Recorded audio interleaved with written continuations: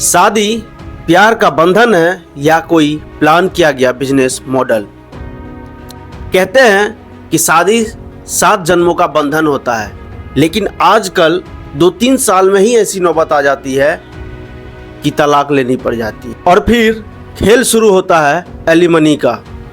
तो क्या शादी एक प्यार का बंधन है या सोची समझी किया गया स्कैम? आजकल इसका प्रचलन बढ़ गया है कि पहले शादी करो, फिर उसके साथ रहो कुछ दिन और फिर डाइवोर्स ले लो। और सिर्फ डाइवोर्स नहीं लो, उससे एलिमनी के नाम पे करोड़ों लाखों रुपया ऐंठ लो। किसी को हो सकता है कई वर्ष लग जाए उतने पैसे कमाने में, लेकिन लड़की एक झटके में लाखपति करोड़पति बन जाती है। अब यहाँ पे ये भी सवाल आता है कि क्या हर लड़की ऐसी करती है? तो नहीं, ऐसी हर लड़की नहीं करती है। और आज इस पे इसलिए बात कर रहे हैं क्योंकि इसका प्रचलन बहुत ज़्यादा बढ़ गया। आप हाल में ही देखे होंगे कि अभी चहल और धनश्री का एलिमनी रकम 4.75 करोड़ था। आपको सुनने में छोटा लग रहा होगा क्योंकि इतना हाइप बना दिया गया था 60 करोड़ का, जिसके सामने ये लगभग 5 करोड़ जो था वो बहुत छोटा रकम दिखने लगा। लेकिन जरा आप सोचिए, 4-5 करोड़ भी कम नहीं होता, और वो भी वो धनश्री ली जो खुद को हमेशा इंडिपेंडेंट बताती थी, जो कहती थी कि हम अपने दम पे अपने बदौलत यहाँ तक पहुँचे हैं और हर चीज़ है मेरे पास।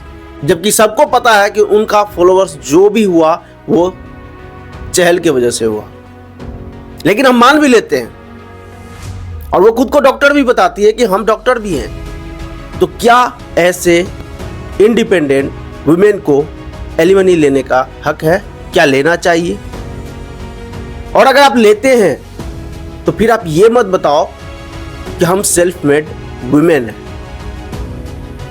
क्योंकि एक तरफ आप बोलते हो कि मैं सेल्फ मेड वुमेन हूं, मैं डिपेंडेंट नहीं हूं किसी पे, दूसरी तरफ आप कोर्ट में जाके बेचारी बन जाती हो और एलिमनी का रकम दोनों हाथों से आप ले लेती हो। ये एलिमनी उनके लिए जरूरी है जो या तो विकलांग है, या जो कमा नहीं सकती है, या जिनको प्रताड़ित किया गया है। ये कानून उनके लिए बना था। और कानून में ये भी है कि लड़का भी एलिमनी ले सकता है अगर उसकी वाइफ जॉब करती है, अच्छी खासी कमा रही है। लेकिन आपको कभी ये सुनने को नहीं मिला होगा कि कभी कोई लड़का एलिमनी रकम लिया हो। लेकिन ये केसेस बहुत हो गए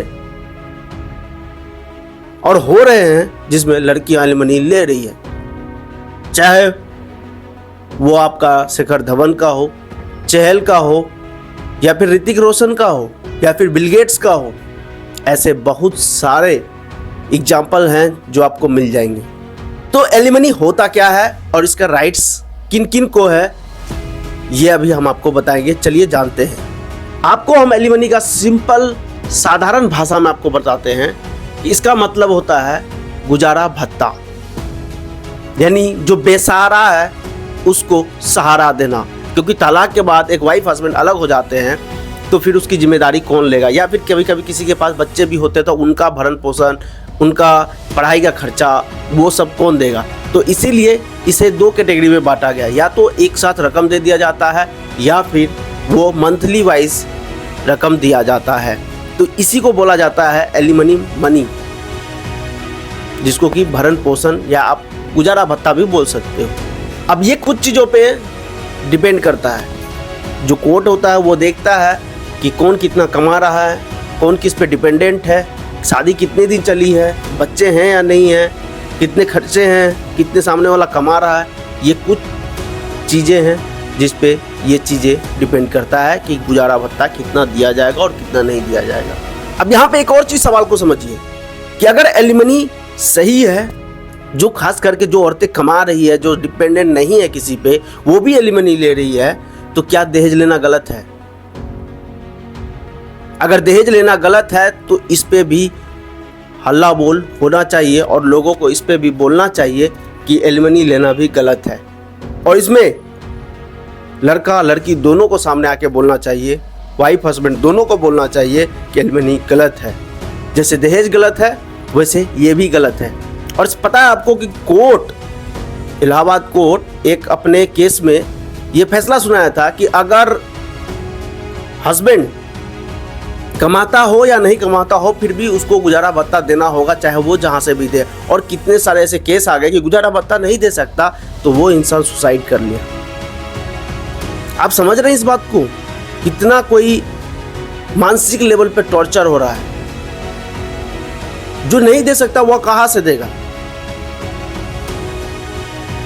और ये उनके लिए ठीक था यार, जो वाइफ नहीं कमाती है, लेकिन जो कमा रहा है वो भी इन तरीकों से टॉर्चर कर रहा है। और आजकल तो स्कैम बन गया है कि शादी करो, 2-3 साल रहो, 15 महीने रहो, 1 साल रहो और फिर तलाक ले लो और फिर उससे करोड़ रुपए का डिमांड कर दो और रातों रात करोड़पति हो जाओ। जरा आप सोचो कि वहां तक तो ठीक था, लेकिन जो ऐंठने के लिए पैसे ये सब चीजें करते हैं, शादी ब्याह करके उसको खेल बना दिया है, क्या ये सही है?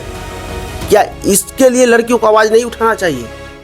जरा आप सोचो कि लड़का कई सालों के मेहनत से कुछ पैसे जमा करता है या फिर नहीं भी जमा कर पाता है, लेकिन इतने स्ट्रगल के बाद वो कुछ लाखों चंद रुपये कैसे भी अरेंज करता है और लड़की उसको एक झटके में लेके और लाखपति या फिर करोड़पति हो जाती है। तो क्या ये सही है?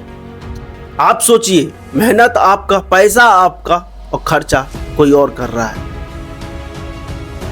कहां तक ये सही है? इसीलिए दहेज भी बंद होना चाहिए और ये एलिमनी भी बंद होना चाहिए। ये दोनों गलत है, दोनों का आवाज़ साथ साथ उठना चाहिए ताकि इन चीज़ों से लोगों को निजात मिल पाए। तो अब आप लोग के लिए ये सवाल है कि क्या एलिमनी सही है? क्या शादी सच में एक पैसों का गेम बनता जा रहा है या फिर एलिमनी का गलत तरीके से इस्तेमाल किया जा रहा है? आपकी क्या राय है हमें कमेंट सेक्शन में ज़रूर बताना। और इसी तरीके के दिमाग खोलने वाली वीडियो देखने के लिए हमारे चैनल को सब्सक्राइब जरूर से करना, वीडियो को लाइक करके शेयर जरूर से करना और अपना राय बता के कमेंट सेक्शन में इस वीडियो को आगे जरूर से बढ़ाना। बाकी एक बात याद रखना, ये वीडियो किसी को भी टारगेट करने के लिए नहीं है, सिर्फ और सिर्फ अवेयरनेस के लिए बनाया गया है। बाकी मिलते हैं अगले वीडियो में, तब तक के लिए बाय बाय, टेक केयर।